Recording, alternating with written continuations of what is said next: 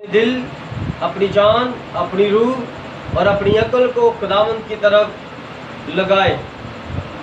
लुका की मार्फत लिखा गया पाकलाम और उसका 18वां बाब और उसकी पहली आयत से लेकर 8वीं आयत तक सब निकाल लीजिए।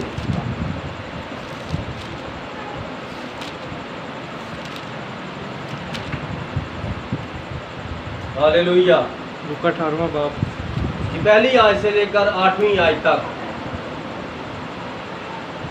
फिर उसने इस गर्ज से कि हर वक्त दुआ करते रहना और हिम्मत ना हारना चाहिए, उनसे ये तमसील कही कि किसी शहर में एक काजी था, ना वो खुदा से डरता ना आदमी की कुछ परवाह करता था। और उसी शहर में एक बेवा थी जो उसके पास आकर ये कहा करती थी कि मेरा इंसाफ करके मुझे मुद्दई से बचा। उसने कुछ अर्सा तक तो ना चाहा, लेकिन आखिर उसने अपने जी में कहा कि गो, मैं ना खुदा से डरता और ना आदमियों की कुछ परवाह करता हूँ, तो भी इसलिए कि ये बेवा मुझे सताती है मैं इसका इंसाफ करूँगा। ऐसा ना हो कि ये बार बार आकर आखिर को मेरा नाक में दम करे। खुदावंद ने कहा, सुनो, ये बेइंसाफ काजी क्या कहता है। बस क्या खुदा अपने बरगदीदों का इंसाफ ना करेगा जो रात दिन उससे फरियाद करते हैं, और क्या वो उनके बारे में देर करेगा। मैं तुमसे कहता हूँ कि वो जल्द उनका इंसाफ करेगा। आमीन। तो भी जब इब्ने आदम आएगा तो क्या जमीन पर ईमान पाएगा। खुदा उनके जिंदा पाक कलाम का पढ़ा और सुना जाना हमारे लिए भाई से बरकत है। सब तशरीफ रखते हैं।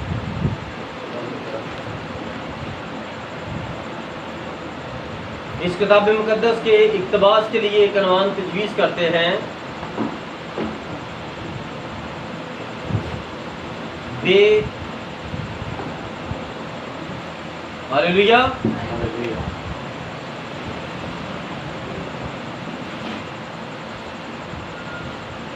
हालेलुया। खुदावंद तेरा शुक्र। बेइंसाफ काजी, बेइंसाफ काजी। हालेलुया। बड़ी आजिज़ी और इंकिसारी के साथ खुदावंद यीशु ने ये क्या उनके सामने बात रखी है, ये तमसील पेश की है। और ये बे इंसाफ काजी कौन है। ये किसी शहर में एक जज है, ये किसी शहर में एक जज है, और जज ये इंसाफ तो करता है लेकिन सिर्फ पैसा लेकर इंसाफ करता है, सिर्फ पैसे का पुजारी है। पैसे देकर ये झूठ को सच और सच को झूठ कर देता है। इसीलिए इसका नाम क्या है, बेइंसाफ काजी, के उल्टा इंसाफ करने वाला ये काजी है। हालेलुया। यीशु मसीह ने क्या फरमाया है, फिर उसने इस गर्ज से कि हर वक्त दुआ करते रहना और हिम्मत ना हारना चाहिए। क्या करना है, हर वक्त दुआ करना है। 24 घंटे में 24 घंटों का 10वां हिस्सा क्या बनेगा। 24 घंटे का 10वां हिस्सा निकालें तो क्या बनेगा, 2.5 घंटे है 2.5 घंटे 2.5 घंटे। तो यीशु मसीह यहाँ पर क्या फरमाते हैं, हर वक्त। ये मैंने क्यों ये बात कही, ये आलम दीन ये बात करते हैं कि 24 घंटों में से अपने घंटों की भी दया यकी निकालें, वक्त की भी दया यकी निकालें। लेकिन यीशु मसीह तो कुछ और फरमा रहे हैं। यीशु मसीह फरमा रहे हैं कि हर वक्त दुआ करनी है, इसमें कोई दया यकी नहीं है। दया की आप 2.5 घंटे दुआ की, आप तो कैलकुलेशन करके हाथ पे रख लेंगे। आपने कहना ठीक है, सुबह उठूँगा तो 10 मिनट सुबह दुआ करूँगा, 10 मिनट रात में करूँगा, 10 मिनट इस टाइम करूँगा, 2.5 घंटे का। उसके बाद आप करेंगे चुप, फिर गाने सुनूंगा, कहानियाँ सुनूंगा, फिर अपनी मर्जी की मैं गुफ्तगू करूँगा, नेट देखूँगा। आपने तो डिवाइड कर दिया, क्योंकि 10वां हिस्सा आपने दे दिया। लेकिन यीशु से क्या फरमाते हैं, हर वक्त। ये पूरे 24 घंटे हैं, 24 घंटे 7 दिन। आजकल मेडिकल स्टोर पर और मेडिकल सेंटर में और बड़े बड़े हॉस्पिटल्स पर क्या लिखा होता है? 24/7, 7 दिन 24 घंटे ये सेंटर, ये दारा खुला मिलेगा, किसी वक्त भी आ जाए। तो यीशु ने क्या फरमाया? दुआ भी 24 घंटे 7 दिन करनी है। इतवार की कोई छुट्टी नहीं, जुमेरात की कोई हाफ डे नहीं है। 24 घंटे कौन दुआ करेगा? तो भाई साहब ये आप क्या कह रहे हैं? मैं माफी चाहता हूं, मैं नहीं कह रहा। लूका की इंजील 18वां बाब और यीशु मसीह का फरमूदा कलाम उसकी पहली याद की फरमाती है, फिर उसने इस गर्ज से कि हर वक्त दुआ करते रहना और हिम्मत नहीं हारनी। हिम्मत करनी है। ये हिम्मत होती क्या है? ये हिम्मत होती कहां पर है? हिम्मत है क्या और होती कहां पर है? इंसान के अंदर कहां हिम्मत?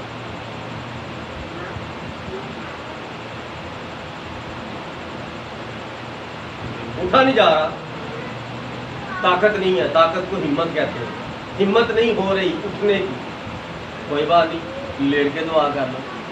सिर्फ ये लिखा है खुदावंद के कलाम में, हर वक्त दुआ करें। ये नहीं लिखा खड़े होकर दुआ करनी है 1 घंटा और सुबह 4 बजे उठ के दुआ करनी है, सिजदे में जाकर। लिखा बस दुआ करनी है। रास्ते में चलते चलते दुआ करो, बच्चों को एक इधर और एक इधर लिटा कर दुआ करो और लेटे लेटे उनको मेरे बारे में बताते रहो। शरीयत की ये किताब तेरे मुंह से ना हटे, ये ना हटे, ना तेरे दिल से फटे, बल्कि ये तेरे मुंह से बयान होती रहे। हर खासोवाम के लिए यीशु मसीह की गवाही पेश करते रहो। यार क्या यार, तू हर वक्त, मैंने तुझसे पूछा है यीशु मसीह कौन है? तू फजूल ही मुझे बताता रहता है। हाँ मैं बताऊंगा यीशु मसीह कौन है। तूने नहीं पूछा लेकिन मैं तुझे बताऊंगा। क्यों बताएगा?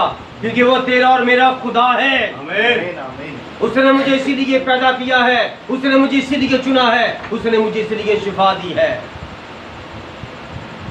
क्या तू जो पिछले हफ्ते डॉक्टर कर रहा था कि उस डॉक्टर ने ये किया था, वो किया था, ऐसा किया, क्या डॉक्टर से तुझे पैसे मिलते हैं? क्या डॉक्टर ने तुझे पैसे दिए हैं कि जाकर मेरी मनादी करना कि जो भी कोई बीमार तेरा होगा तो कहना इस क्लिनिक पर जाओ? क्या कभी किसी डॉक्टर ने कहा है कि मेरे पास भेजना किसी को? लेकिन यीशु मसीह फरमाता है बस तुम जाकर सब दोनों को शागिर्द बनाओ। जब कोई मालिक कुत्ता रखता है तो कुत्ते को रात को छोड़ दिया जाता है और वो कुत्ता भूखा रहता है। एक कुत्ता भूखा हो तो वो फिर हर एक पर चलाएगा, और अगर एक मनाद भूखा हो कलाम का तो वो भी ललकारेगा और चलाएगा। आमीन। अगर खुदा का कलाम ईसा नबी की मालूमात है, ये गूंगे कुत्ते हैं, अपनी कह करके खा जाते हैं। मैंने देखा शिकारी कुत्ते को, अपनी पोटी करके वो कुत्ता खा गया, अपनी कह करके कुत्ता खा जाता है। इसका मतलब क्या है? खाना जिंदगी होता है और कलाम जिंदगी है। आमीन। जो कलाम को खाता है और उगल देता है, ईमान नहीं रखता, नहीं नहीं नहीं नहीं ये गलत कलाम है, ये ऐसे नहीं, ये ऐसे है, उसने लिया, उसने उगल दिया, वो उस कुत्ते की मानद है जो उगल देता है।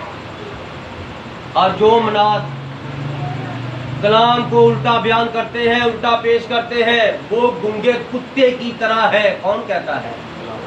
कलाम खुदा कहता है। आमीन। पास्टर तारिक नहीं कहता है। एक कुत्ता है और है भी गूंगा। वो खाक बोलेगा किसी पर, चोर आए, डाकू आए, साधु आए, काला आए, वाइट आए, जो मर्जी आए, वो नहीं बोलेगा। वो ऐसे मुंह आपके तरफ देख ही जाएगा। लेकिन जो खुदावन के चुने हुए लोग हैं वो शेरों से भी ज्यादा ललकारते हैं, वो कुत्तों से भी ज्यादा बोलते हैं। हालेलुया। हालेलुया। दाऊद को खुदा ने सुना। जाति जुलित क्या कहता था उसे?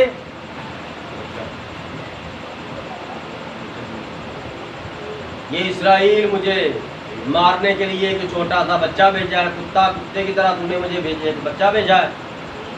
मैं तुझे अपने नेज़े पर टांग कर हवा में खड़ा कर दूंगा और चील कबे और परिंदे तुझे नोच के खा जाएंगे।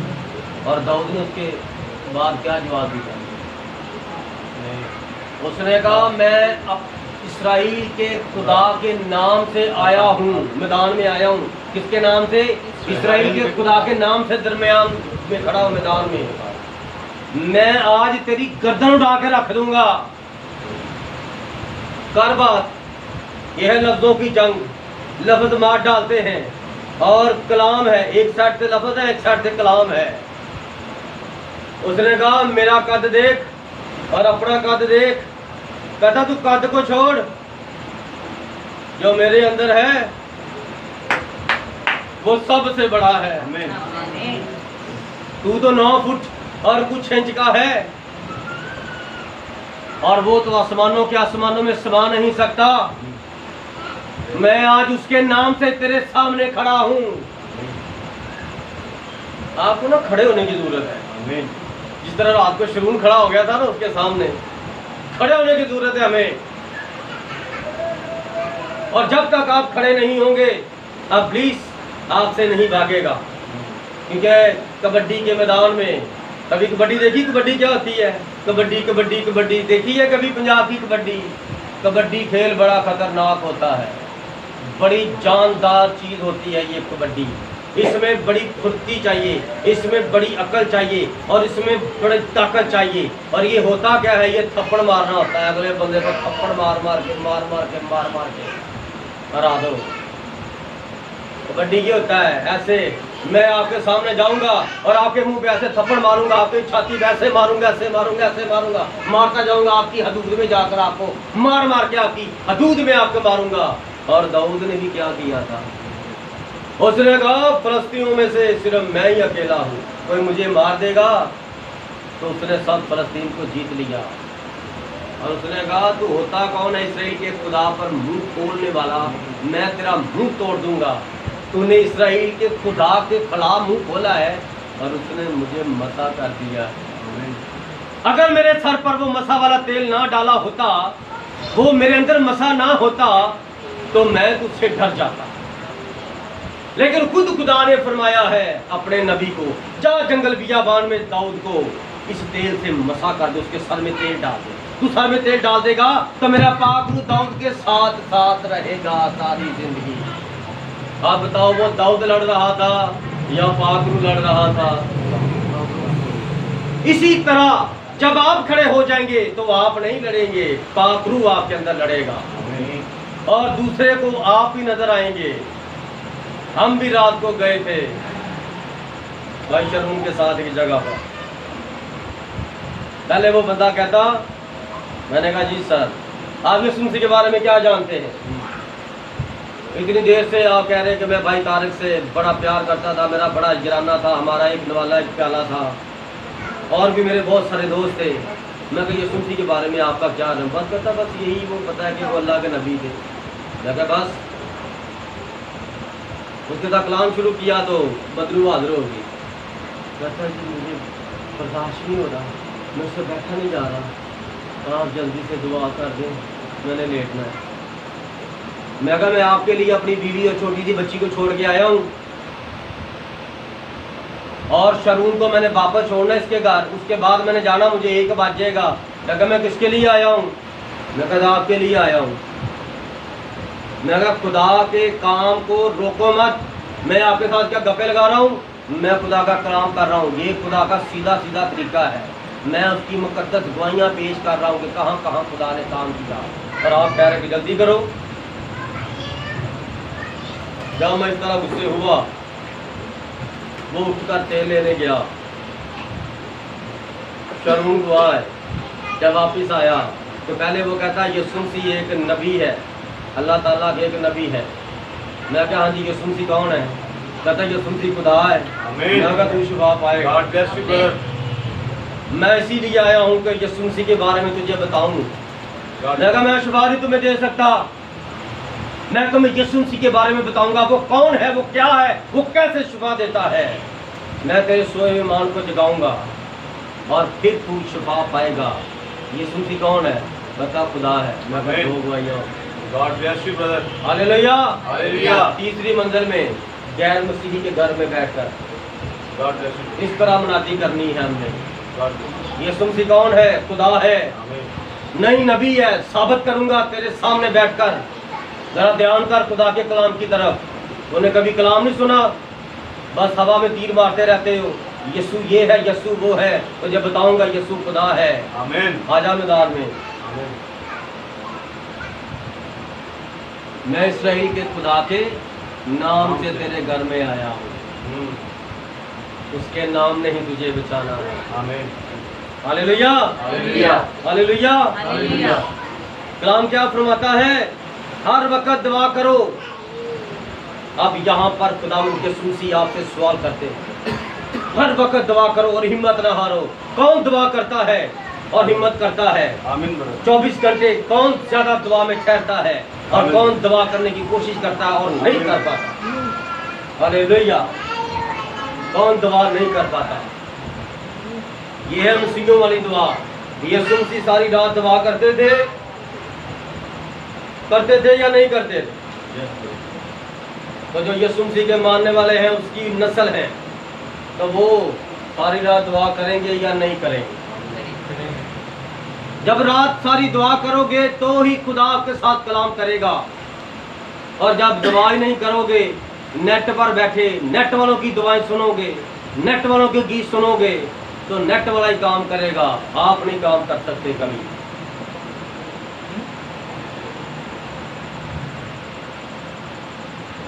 हालेलुया।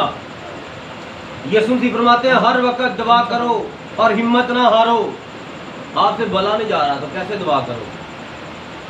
सर की दर्द नहीं जा रही, जिस्म में, अंग अंग में, पट्ठों, तमाम पट्ठों में और तमाम जोड़ों में दर्दें हो रही हैं, और इस हालत में आप क्या करो? यही वक्त है दुआ करने का।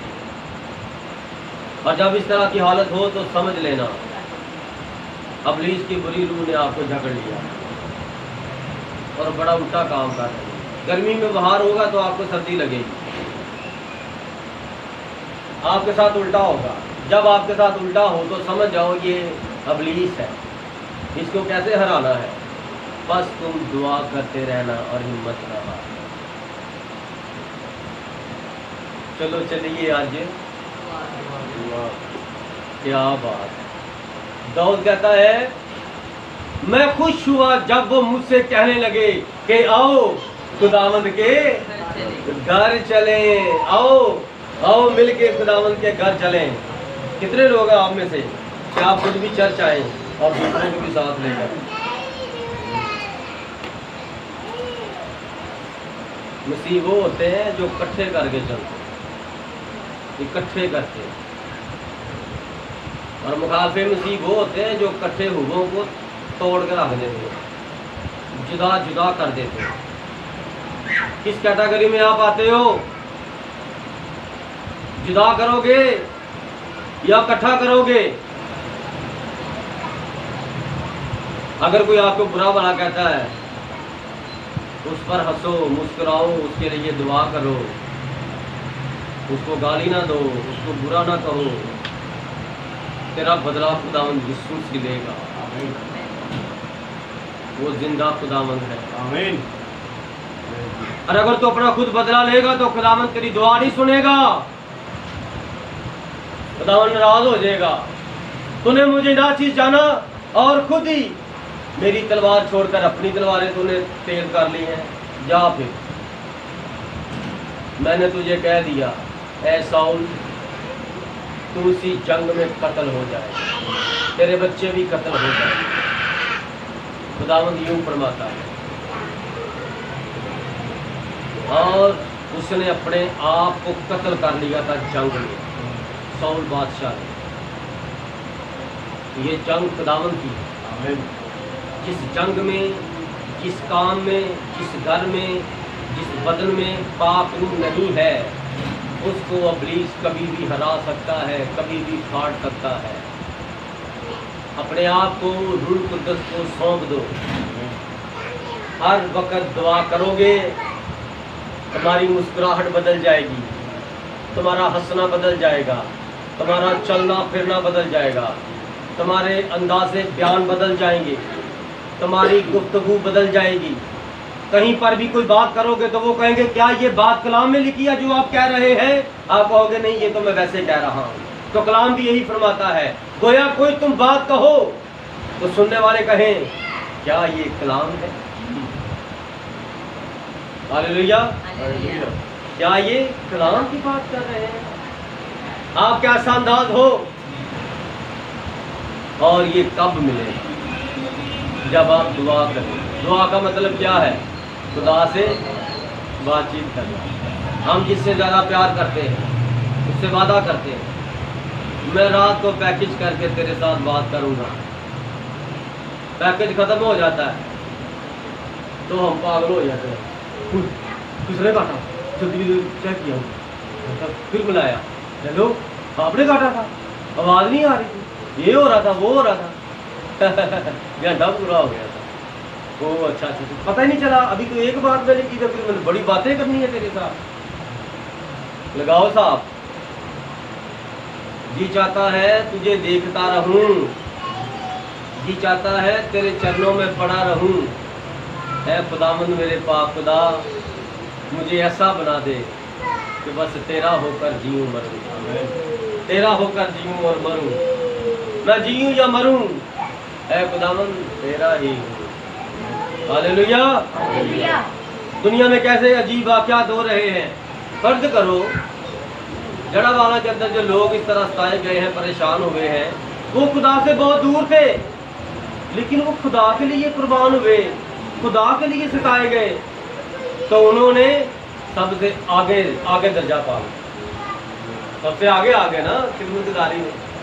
कलाम फरमाता मेरे लिए दुख सहो बर्दाश्त करो। उन्होंने करके दिखाया। दुनिया ने तस्वीरें बनाई, फिल्में बनाई, और इधर लोग बस कहते ही रहते हैं मैं यीशु के लिए जान दे दूंगा, और बाद में पता चलता है ये तो जान देने वाले। Hallelujah, hallelujah.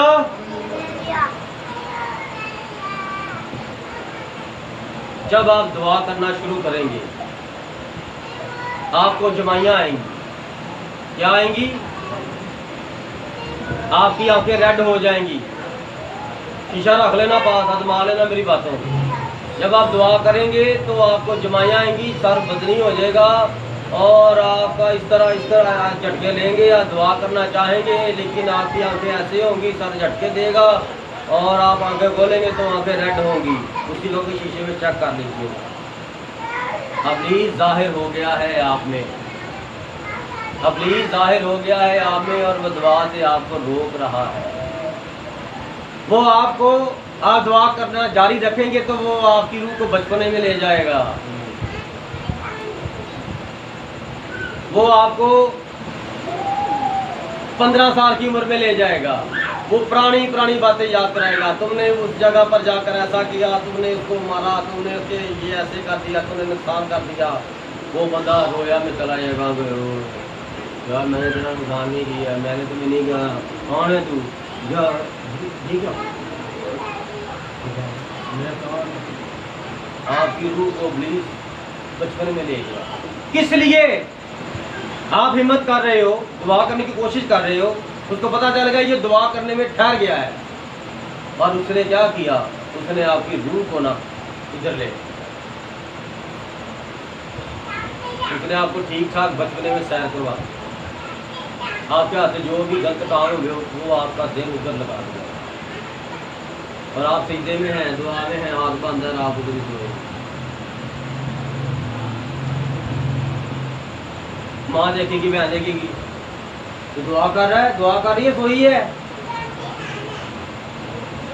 मैं दुआ कर रहा हूँ, तू तो सोया है, मैं दुआ कर रहा हूँ। वो अपनी जगह पे सच्चा है। क्या करेंगे जब खुदा की तरफ से आप पर रोया आएगी, ख्वाब आएगा, तो आप जंग करोगे, ख्वाबों में भी इब्लीस के साथ जंग करोगे, बदरूहों के साथ, जिन्नों भूतों के साथ आप लड़ोगे, फतह पाओगे, और आपके मुंह से आवाज़ निकलेगी, आपके कान सुनेंगे। हालेलुया। उन्होंने किसको मारा? ये ख्वाब था, मुझे ख्वाब में जवाब पता पाई है, क्या बात है। और जब वो बीच की तरफ से आएगा तो वो आपको बस डराता ही रहेगा। कभी आप इधर से डर रहे हैं, कभी इधर बच रहे हैं, कभी इधर गिरने लगे हैं, ऐसे आप बस डरते ही रहेंगे, फंसे ही रहेंगे।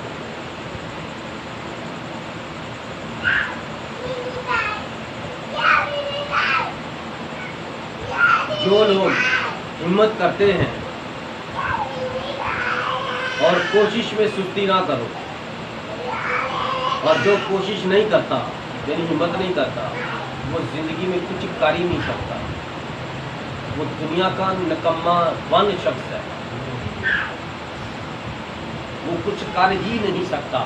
जो बंदा दुआ नहीं कर सकता वो कुछ भी नहीं कर सकता। क्योंकि यसुम ने क्या फरमाया है, तुम मेरे बगैर कुछ भी नहीं कर सकते, मेरे बगैर कुछ भी नहीं कर सकते। यीशु के बगैर आप कुछ करके देखो। ढूंढो को बीवी अच्छी बीवी नहीं आपको मिलेगी, जगह ढूंढो आपको जगह नहीं अच्छी मिलेगी। हाँ कोई परेशानी है खुदा के सामने रखोगे तो हो जाएगी, खुदा के बगैर आप खुद हल करोगे तो नहीं होगा। आप हल करके देखो। कोई शादी ब्याह आ गया है, कोई लड़ाई झगड़ा आ गया है, आप अपने अकल से करके देखो। अगर आपको हल मिल गया तो फिर क्या ना तारक को याद उठे। लेकिन मैं जानता हूँ खुदा यीशु ने फरमा दिया कि तुम मेरे बगैर कुछ भी नहीं कर सकते। आमीन। हालेलुया। तुम मेरे बगैर कुछ भी नहीं कर सकते। अगर आप कुछ करना चाहते हैं तो यीशु के पीछे पीछे चलो। आप चलना चाहते हैं तो पानी पर चलेंगे, आप चलना चाहते हैं तो आप पानी पर भी चल पड़ोगे, आप हवा में भी उड़ के जा सकोगे, लेकिन यीशु मसीह के पीछे पीछे चल। और सिर्फ एक ही हल है, आप दुआ नहीं करते,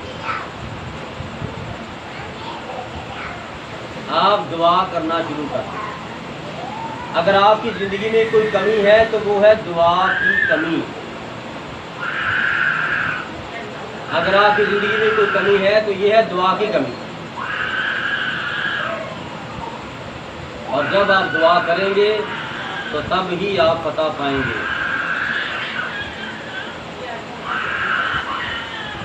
हालेलुया। जब आप दुआ करेंगे तब ही आप फतह पाएंगे। दुआ में फतह है। दुआ ही आपके पास एक ऐसा हथियार है जो नबियों और रसूलों के पास था।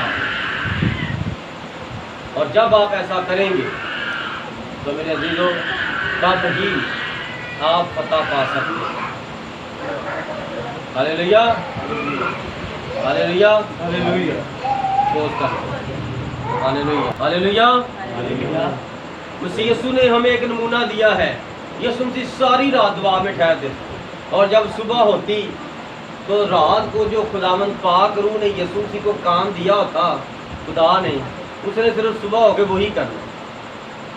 रात को खुदा ने बता दिया कि तूने गरासीनियों के इलाके में जाना, तो उसने कहा कि चलो तुम कश्ती लेकर चलो, तो मैं आ रहा हूँ। किसी रिश्तेदार ने नहीं पूछा था जी उस टाइम उधर क्या लेने जाना, किसी ने बुलाया है, तो बंदा तो आया नहीं आपको इन्विटेशन देने के लिए, तो आप क्यों उधर जा रहे इस टाइम? क्योंकि रात सारी यीशु दुआ में ठहरे थे, और खुदा ने बता दिया था तुमने कल इसको शिफा देनी है, कल इसको शिफा। इसी तरह जब आप दुआ में ठहरेंगे तो आपके साथ भी पाक रूह कलाम करें, आमीन, और आपको बताएगा कि तेरे हाथ से कल क्या कुछ मैं करवाने वाला हूँ। क्या आप नहीं चाहते? दुआ ही करनी है ना।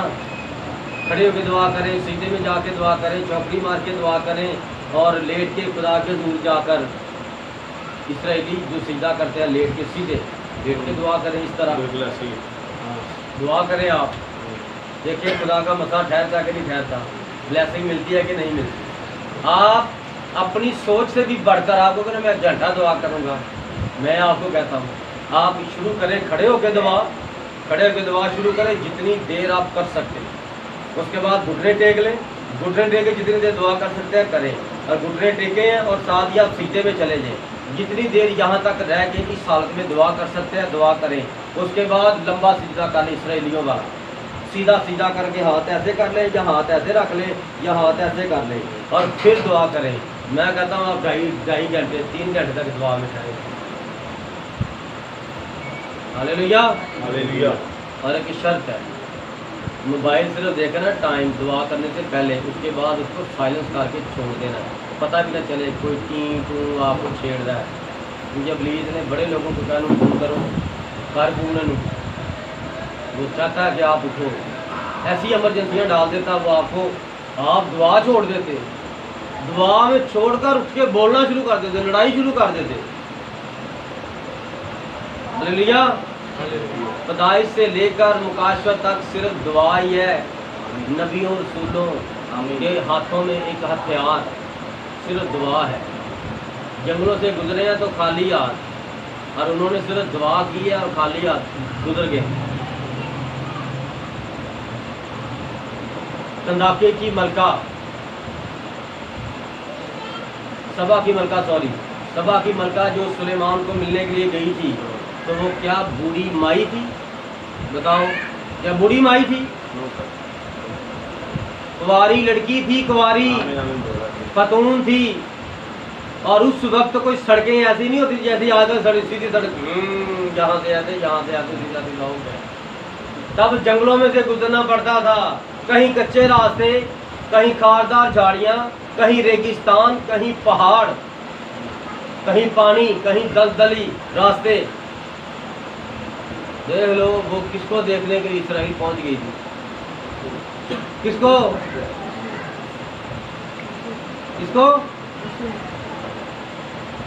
जी, वो किसको मिलने के लिए गई थी इस्राइल में? जी सर, सबा की मलका सुलेमान। खुदावंद आपको बरकत दे। सुलेमान क्या था? इस्राइल का तीसरे नंबर का बादशाह था। इस्राइल पर तीसरे दर्जे का बादशाह था, तीसरा नंबर तो इस्राइल पर उसकी बादशाह था। और वो क्या था? एक माँ बाप के मिलाप से पैदा हुआ एक इंसान था, और वो औरत उसकी अकल को सुनने के लिए, देखने के लिए इस्राइल पहुंच गई, एक बंदे को सुनने के लिए। लेकिन यहाँ पर वो है जो सुलेमान से भी बड़ा है। आमीन। और ये सुने फरमाया, उस वक्त वो औरत तुम्हारा गिरेबान पकड़ेगी। कि मैं तो सुलेमान को, जिसके अंदर खुदा की अकल थी, इसको सुनने के लिए इस्राइल पहुंच गई थी, अपना सारा मालूम का लेकर, अपनी फौज लेकर और अपनी सल्तनत छोड़कर तुम्हारी लड़की पहुंच गई थी इस्राइल में। तो आज जहाँ पर सच्चाई का कलाम मिलता है, वहाँ पर लोग आना पसंद नहीं करते, और जहाँ पर बेहयाई की बातें होती हैं, वहाँ पर जाकर अपनी लड़कियों को भी, बीवियों को भी दिखाते हैं, और बाद में वो पादरी फिर उनकी बेटियों बीवियों के साथ इस तरह जफ्तियाँ डाल डाल के मिलते हैं सबके सामने, और लोग इस तरह के खादों को पसंद करते हैं। और यहाँ पर वो है जो खुदावंद यूं फरमाता है। आमीन। यहाँ पर उसका पैगाम है। आमीन। Praise the Lord. पैगाम हमेशा की जिंदगी की बातें हैं, और ये आखिरी वक्त का पैगाम है। आमीन। यीशु मसीह ने ये क्या बयान की थी? ये तमसील बयान की है। और तमसील जब यीशु मसीह के मुंह से निकलती है तो वो क्या होता है?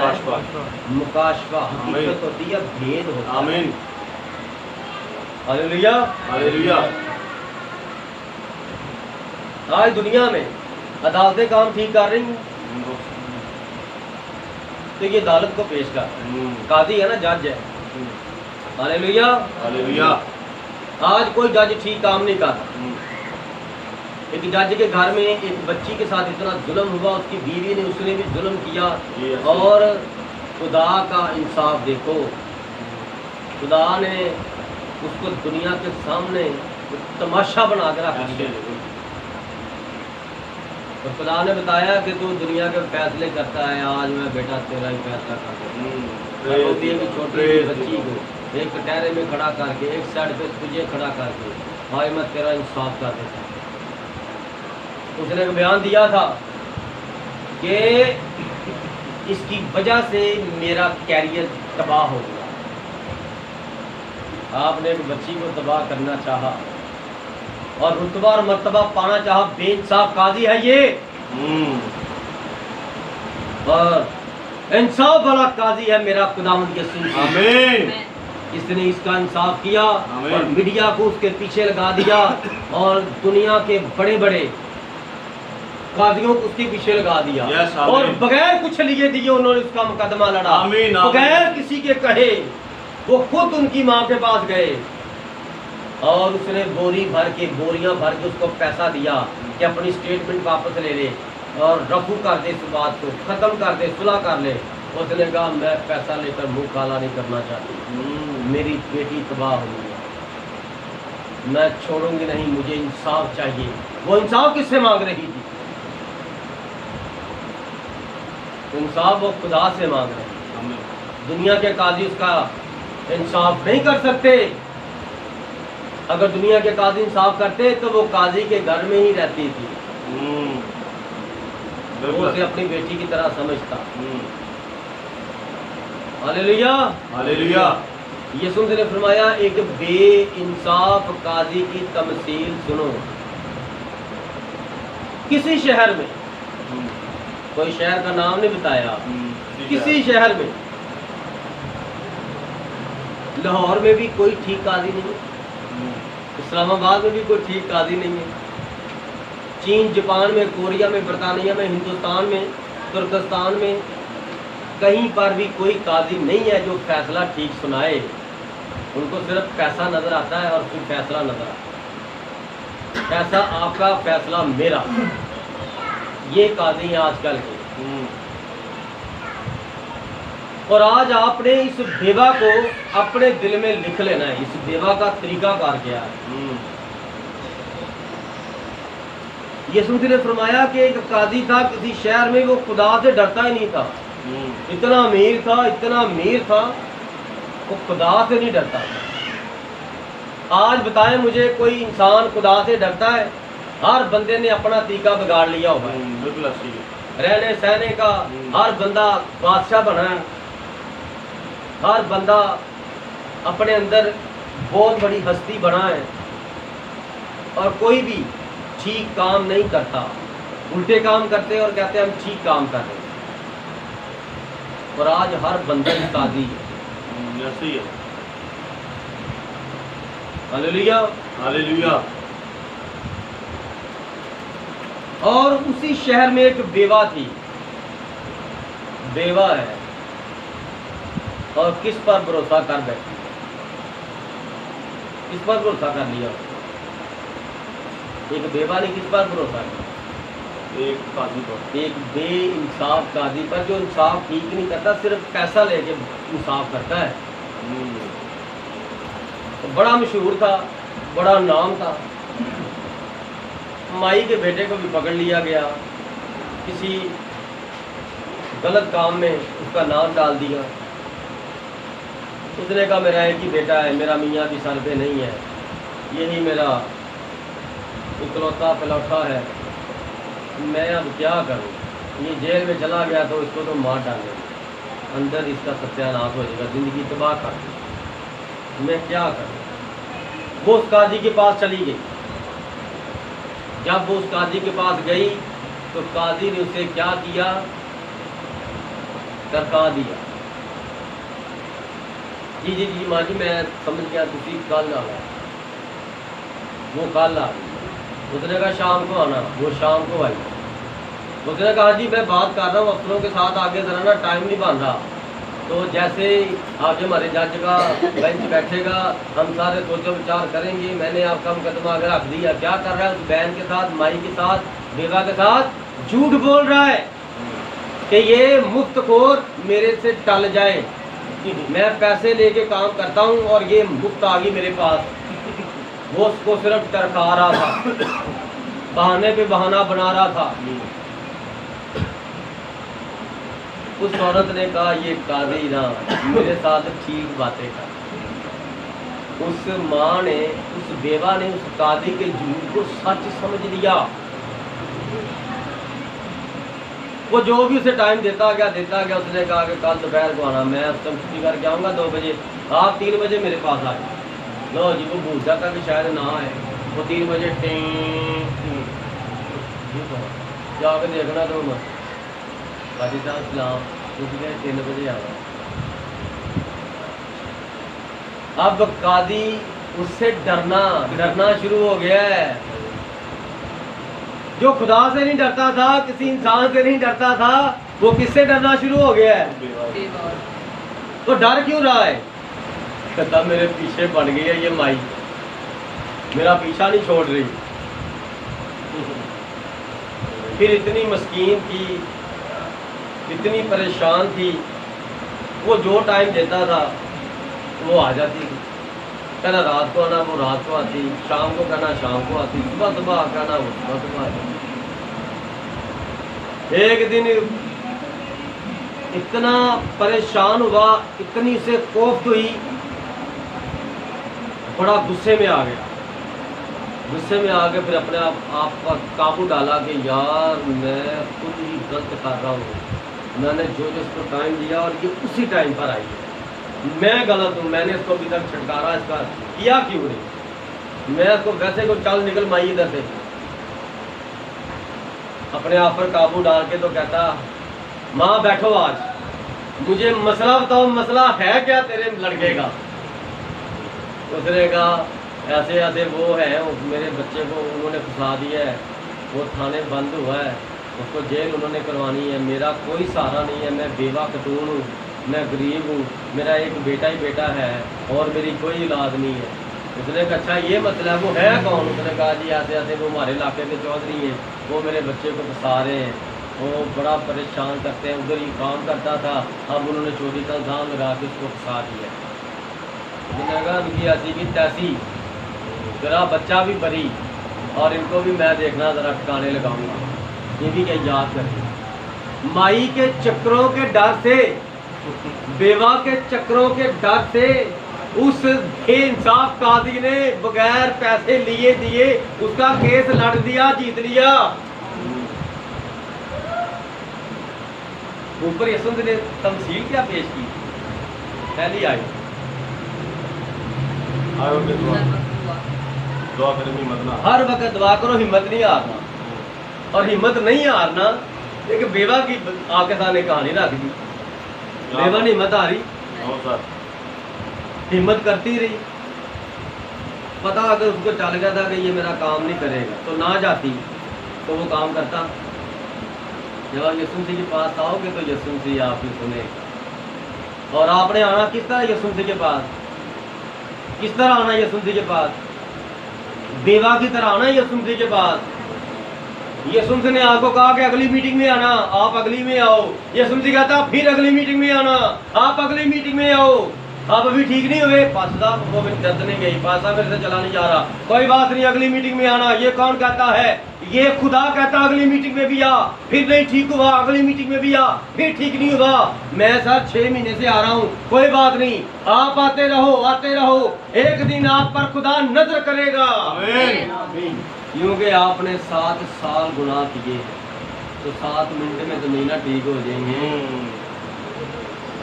अरे ऊपर भी पेपर वर्क होता है, ऊपर भी लिख गया होता है, ऊपर भी आपकी किताबें खोली जाती हैं, लिखी जाती है, मिटाई जाती हैं। आप क्या समझते हैं? ये ऐसे ही दुनिया चल रही है, हर एक का पूरा हिसाब किताब है मेरे खुदावंद यीशु मसीह की किताबें याद में। हालेलुया। बेइंसाफ काजी के पास नहीं आना, इंसाफ वाले काजी के पास, खुदावंद यीशु मसीह के पास आना है जो बाप के तख्त पर बैठा है। और आना किस तरह है? बेवा बीबी की तरह।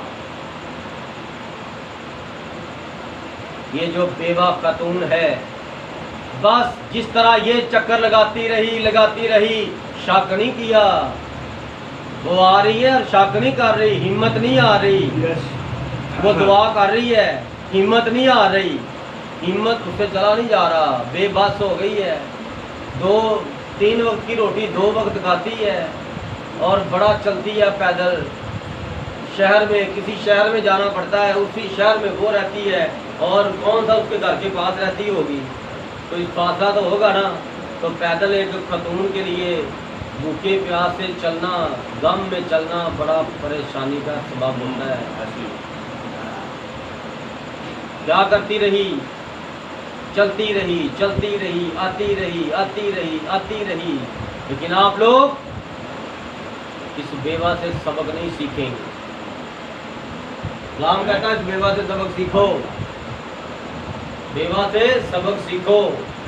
और बेवा से कैसे सबक सीखोगे?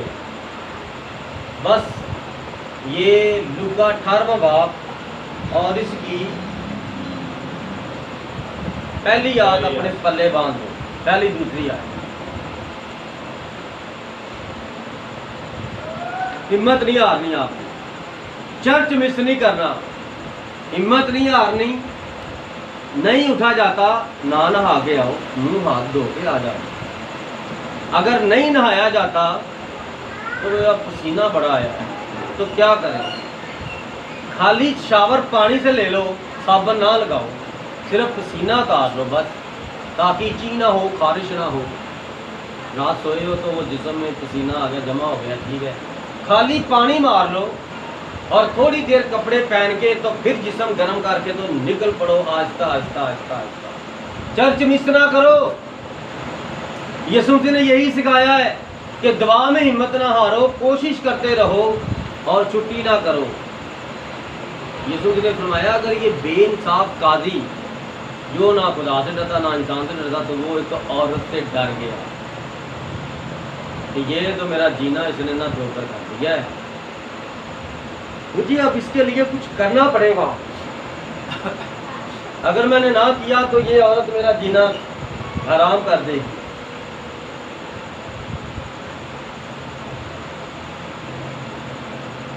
आपको पता कितना मुश्किल होता है जब किसी का एक ही सहारा हो और वो भी उसके लिए कुछ कर ना सके और ज़माना उसे इस तरह पकड़ के तो बांध दे, तो उस माँ की क्या जिंदगी होगी। उसके पास एक ही बेटा है और वो चाहती है कि ये मेरे लिए जिए। अगर आप चाहते हैं कि आप दूसरों का दर्द बांटें, आप दूसरों के लिए जिए, आप खुदा के जलाल को जाहिर करें, तो मेरे अजीजों याद रखना इस बेवा औरत को, इसने आज कलाम में अपनी गवाही आपके सामने रखी है। मसीह यीशु की बात है एक तमसील कि जिस तरह इस औरत ने किया है, अगर आप इसी तरह करोगे, चर्च की छुट्टी नहीं करनी, इस बेवा खातून से सबक ले लोगे। बड़ा सफ़र करती थी वो, एक पूरा हफ्ता जाती थी, आपने तो हफ्ते बाद आना। उधर का माँ जी कल शाम को आना, वो कल शाम को, उसने कहा परसों शाम को आना, परसों शाम को आना। उसने एक हफ्ते में कितने चक्कर लगाए और आप हफ्ते बाद भी एक चक्कर टाइम पे नहीं लगाते। फिर आप यीशु जी को छोड़ देते हो, फिर बापों के पास जाते हो।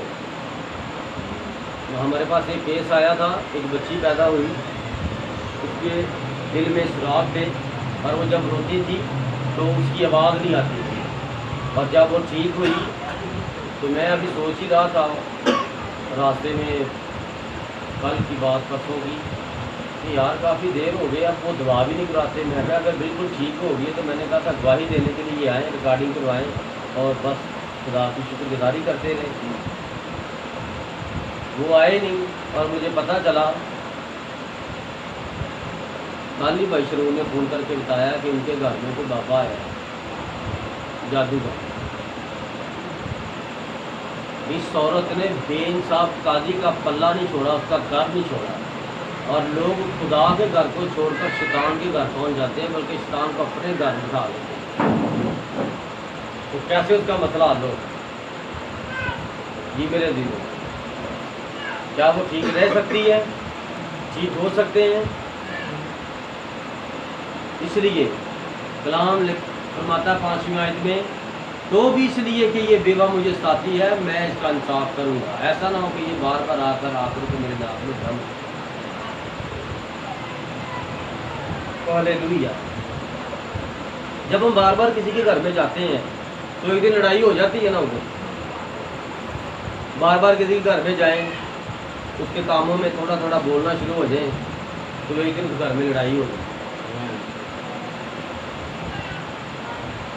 इसीलिए शायर कहता है, तल्लुकात हद से बढ़ जाएं तो गम मिलते हैं, इसीलिए हम हर किसी से कम मिलते हैं। हर किसी से कम मिलना है, लेकिन जिनको मिलना है उनको मिलना है। हर किसी से कम मिलना है, यानी कि हर हाथ मिलाने वाला दोस्त नहीं होता। दोस्त होता है, चाहे वो हाथ ना मिलाए, लेकिन वो दोस्त होता है। लेकिन हर हाथ मिलाने वाला दोस्त नहीं होता। हम हर एक को दोस्त समझते हैं, लेकिन ऐसा नहीं है। खुदावन ने फरमाया, सुनो ये बेइंसाफ काजी क्या कहता है, बस क्या खुदा अपने बरगदीदों का इंसाफ ना करेगा। खुदा फरमाता, सुनो मेरी बात, अगर इस बेइंसाफ काजी ने मजबूर होकर इस बेवा का इंसाफ कर दिया, तो तुम जो खुदा के आगे दुआएं करते हो और उसके बरगजीदा हो, तो वो तुम्हारा इंसाफ ना करेगा। एक बेइंसाफ काजी बगैर पैसे के इंसाफ कर सकता है, तो तुम्हारा खुदा जो दुनिया की हर चीज़ का खालिक और मालिक है, क्या वो तुम्हारा इंसाफ ना करेगा? हालेलुया। हालेलुया। मैं तुमसे कहता हूं कि वो जल्द उनका इंसाफ करेगा। तो भी जब इब्ने आदम आएगा तो क्या ज़मीन पर ईमान पाएगा? यीशु मसीह जब आएगा तो तब यीशु मसीह लोगों का ईमान देखेगा।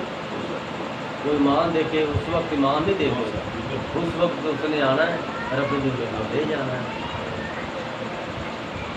ईमान तो अब देखा जा रहा है।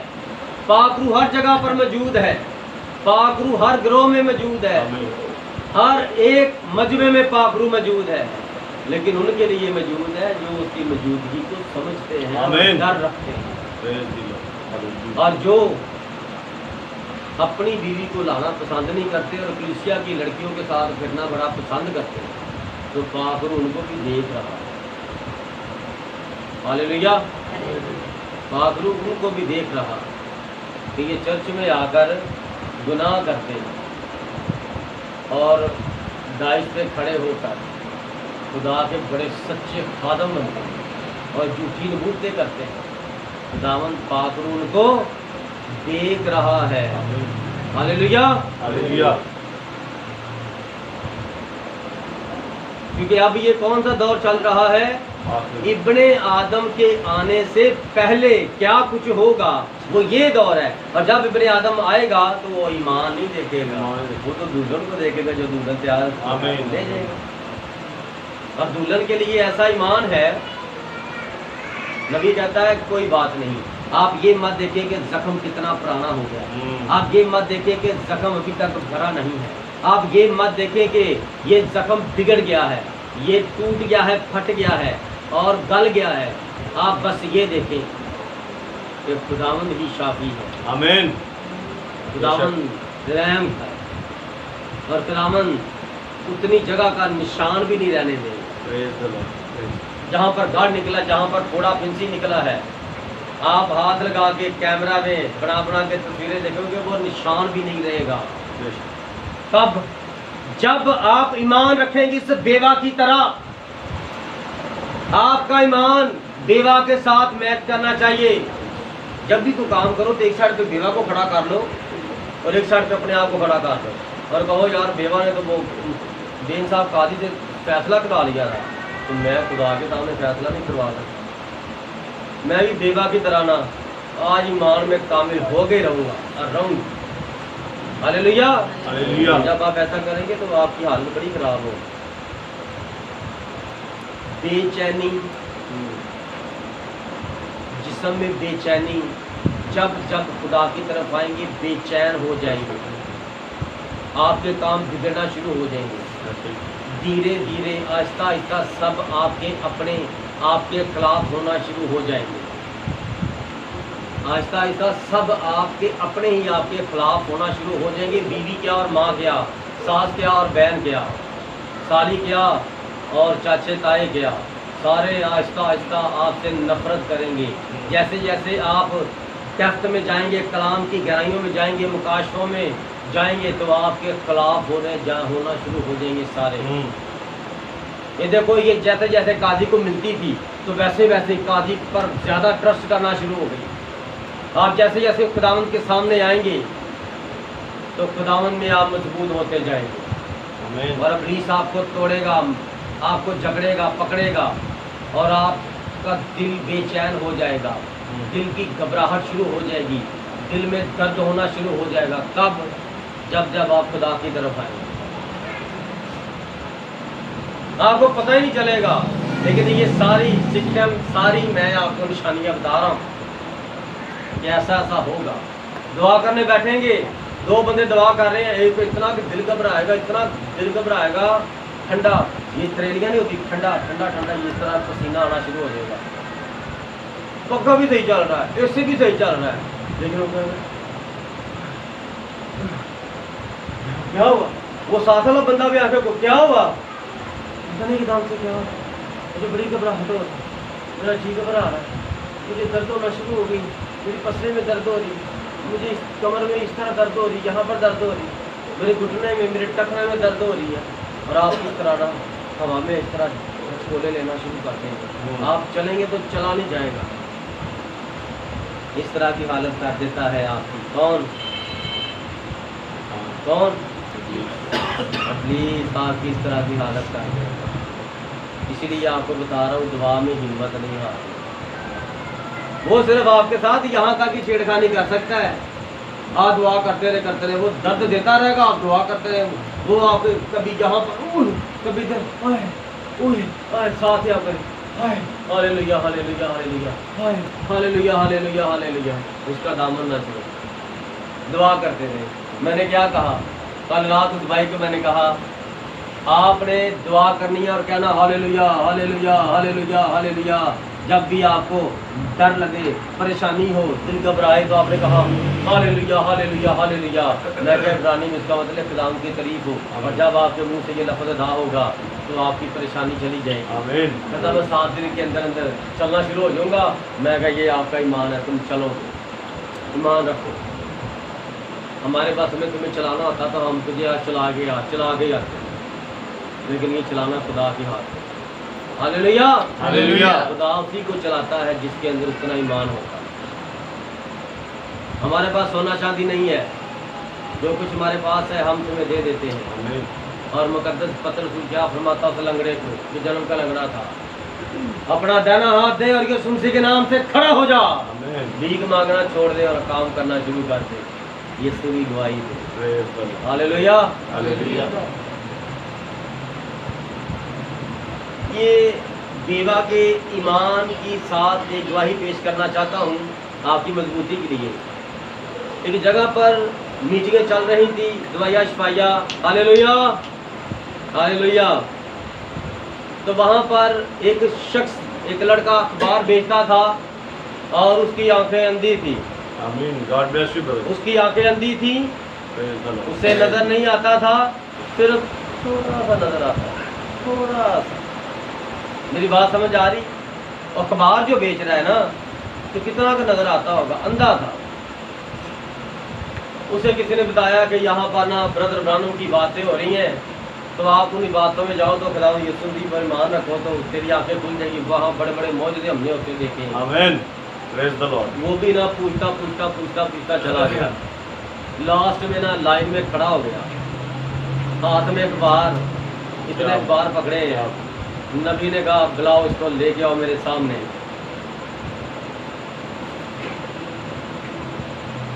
कहता मैंने ब्रदर ब्रानम को मिलना है। नबी ने कहा मैं हूँ ब्रदर ब्रानम, क्या है मसला मेरे भाई को? मेरी आंखें अंधी हैं और मुझे किसी ने कहा है कि मैं आपसे दुआ करूं और मैं ठीक हो जाऊंगा।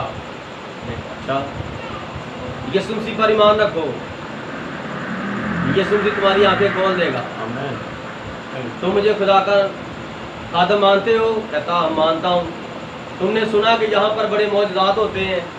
हाँ जी, अब मैंने यही सुना है। तो मैं तुम्हें जो कहूँगा तुम करोगे? कहता मैं करूँगा। नबी ब्रदर ब्रानम ने कहा आज के बाद तूने ये नहीं कहना मैं अंधा हूँ, और है वो अंधा। नबी ने कहा कि तूने आज के बाद ये नहीं कहना कि मैं अंधा हूं, जो तुझे कहे ना अंधा है तू, तो कहेगा नहीं मैं अंधा नहीं हूं।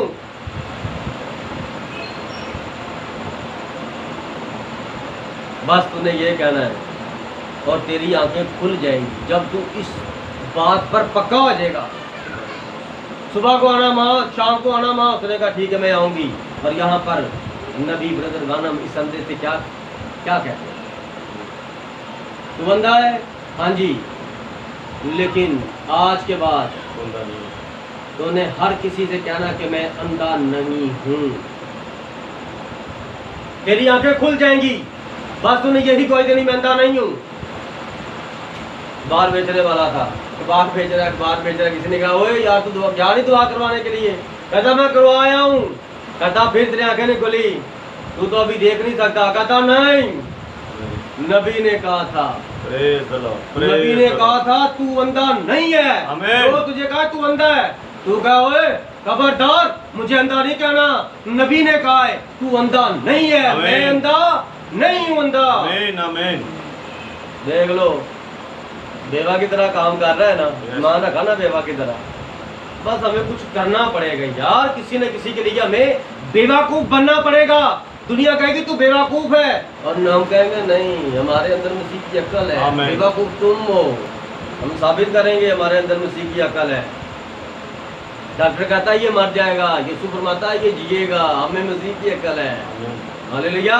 हालेलुया। दूसरा दिन गुजरा, चराहे में खड़ा हुआ, अखबार वाला अखबार ले लो, अखबार ले लो।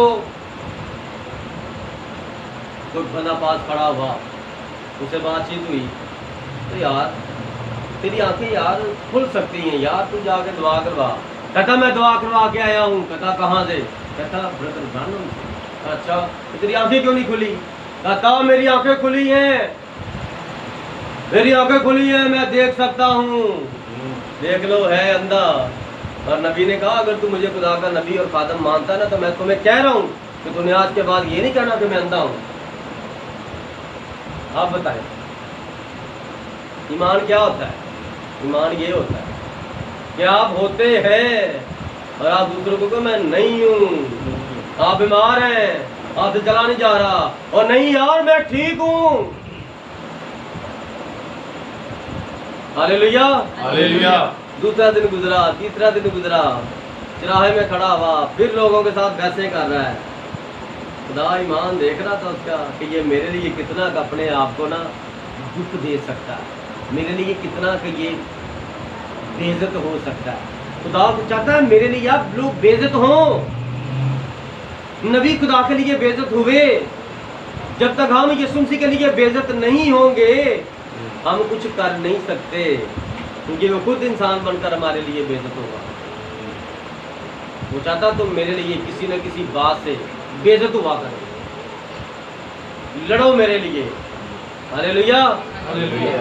जब इतनी बात हुई, 4 दिन 5 दिन 6 दिन 7वां दिन आ, शाम का वक्त हो, अखबार बेच लिए, अखबार बेच कर उसकी इतनी दाढ़ी आ। अब वो करते करते ना वो हम की दुकान पर बैठा, आंखें अंधी हैं और वो इस तरह उसके वो पानी लगा रहा है। उसने वो लगाई, झाग लगाई, तो वो उसके साथ बात कर रहा है। वो उसके आगे आया और उसकी शेव करने लगा। कहता बातचीत कर रहा है, कहता मैं एक आदम के पास गया था, उसने दुआ की और उसने कहा कि तुमने आज के बाद ये नहीं कहना कि मैं अंधा हूँ। कहता यार माफ़ी चाहता हूँ, देखो तुम अंधे हो, अगर तुम्हें नज़र नहीं आता तो फिर तो तुम अंधे हो। उस खादों ने वैसे ही तेरा दिल रखने के लिए कहा होगा। कहता नहीं, वहाँ पर मेरे कानों ने बड़े मौजज़ात सुने हैं।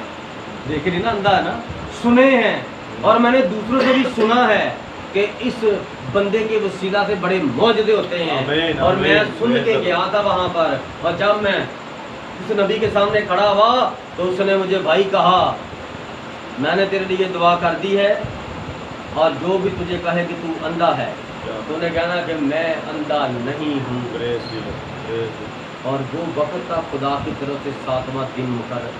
आमीन। सिर्फ 7 दिन बेइज्जत हुआ था खुदा के लिए, लगातार 7 दिन बेइज्जत हुआ था। जब 7वां दिन पूरा होने लगा, उसने उसके आगे आकर उसने ऐसे यहाँ से शेव शुरू की। उसने कहा नहीं, उस नबी ने कहा था कि तूने आज के बाद ये नहीं कहना कि मैं अंधा हूँ। कहता मैं देख सकता हूँ, मैं अंधा नहीं हूँ, उस नबी ने मुझे कहा है। जैसे उसने इतना जोश मारा और उस अंधे की आंखें खुल गई। आमीन। कहाँ खुली? किस इबादत में?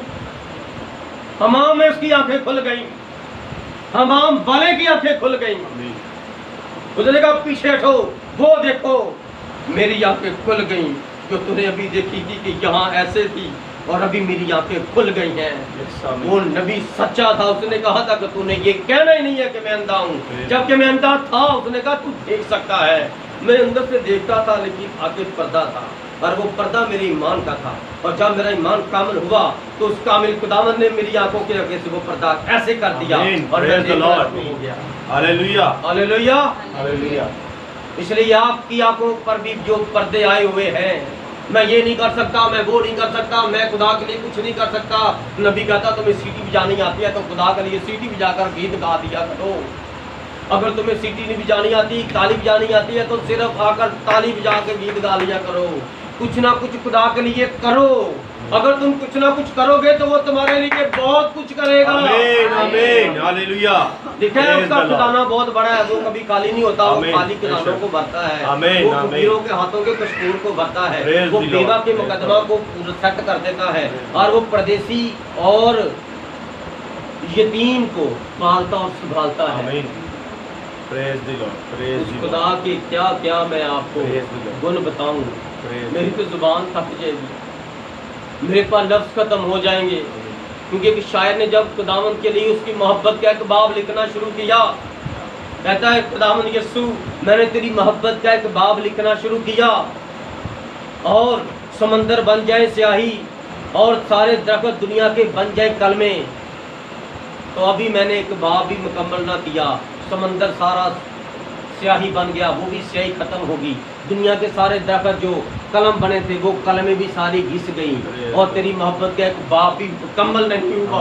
और इस बात को यूहन्ना रसूल क्या कहता है, मेरा ख्याल है, मैं जो उसका चश्मदीद गवाह हूँ, मेरा ख्याल है अगर खुदावंद यीशु मसीह की ज़ात पर, मोहब्बत पर, नफरत पर, कुदरत पर, जलाल पर और उसकी रुबूबियत पर, उसकी मोहब्बत पर और उसके अफसानों पर और उसकी नजर नायत पर और उसके जाहो जलाल पर, उसकी तख्लीक पर और उसने जो जो काम की अगर किताबें लिखी जाती तो दुनिया में इंसान कम होते और किताबें ज्यादा होती। आमीन, आमीन, हालेलुया, हालेलुया।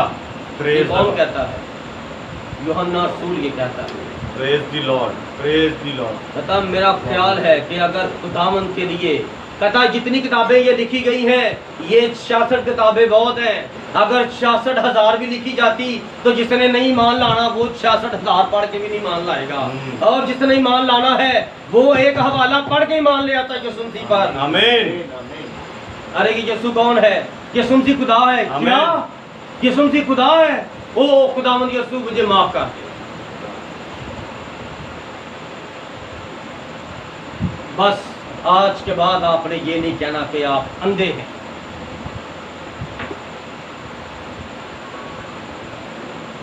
आप देख सकते हैं। आमीन। क्या देख सकते हैं? किसी की बहन बेटी पर बुरी तरह डालना। आप देख सकते हैं किसी का दुख। आप देख सकते हैं किसी की परेशानी। आपकी जेब में पैसे हैं, साथ वाला घर लड़ाई झगड़ा कर रहा है, क्यों? आपको आवाज आ गई है इस घर में पैसा नहीं है और ये आपस में लड़ रहे हैं, बच्चे भूखे हैं। आप देख नहीं सकते, आपको देखना चाहिए। आप जाएं, उनकी लड़ाई खत्म करवाएं, खुदा के बेटे बने, बेटियां बने, उस घर के अंदर से खत्म कर दे लड़ाई झगड़े को। दुआ घर में करके जाएं, वहां पर लड़ाई सुनते जाएं, दुआ करते जाएं और वहां पर कुछ ना कुछ खाना पीना देकर आपके दुश्मन आपका नाम ले कि वाकई वो खुदा का बेटा है, वो बेटी है खुदा की, ये लोग अच्छे हैं। आमीन। खुदा ने इसलिए हमें। आमीन। Praise the lord. Hallelujah, hallelujah. आप लोगों को अब क्या करना? आज से आपको क्या करना चाहिए? क्या करना चाहिए आज से? सबसे पहले तो आपने दुआ करना शुरू कर देना। जितना लंबा रास्ता उतनी लंबी दुआ करें। ये नहीं है कि रास्ते में आप लगा के हेडफोन तो बस गाने सुनना शुरू कर दें, गीत सुनना शुरू कर दें। दुआ करना शुरू कर दें। जितना लंबा रास्ता रोड पे चढ़ते हैं तो बस दुआ शुरू कर दें। देखना मज़ा भी छाएगा, रूह कुद्दुस भी तुम्हारे साथ साथ बात करेगा और आपके साथ रूह कुद्दुस ने फरिश्ते भी मुकर्रर कर दिए हैं। वो आपकी मोटरसाइकिल को टूटने नहीं देंगे, आपका एक्सीडेंट होने नहीं देंगे। आपके बड़ा एक्सीडेंट होगा, इब्लीस बड़ी बड़ी चालें चलेगा, लेकिन अगर आप दुआ में होंगे तो फतह याद होंगे, फतह मंद होंगे। पैदल चल रहे हैं तो कोई बात नहीं, सारे रास्ते दुआ करते जाएंगे। किसी के घर में चले गए हैं तो अगर आप तन्हा बैठे हैं तो दुआ करना शुरू कर दें। हर वक्त दुआ करो और हिम्मत ना हारो। गिरते हैं शह सवार ही मैदान जंग में, और जो गिरता है वो उठता है, जो गिरेगा नहीं वो उठेगा क्या। हालेलुया। इस किताब मुकद्दस का पढ़ा और सुना जाना हम सबों के लिए बारिश से बरकत, खुदा सबको बड़ी बरकत।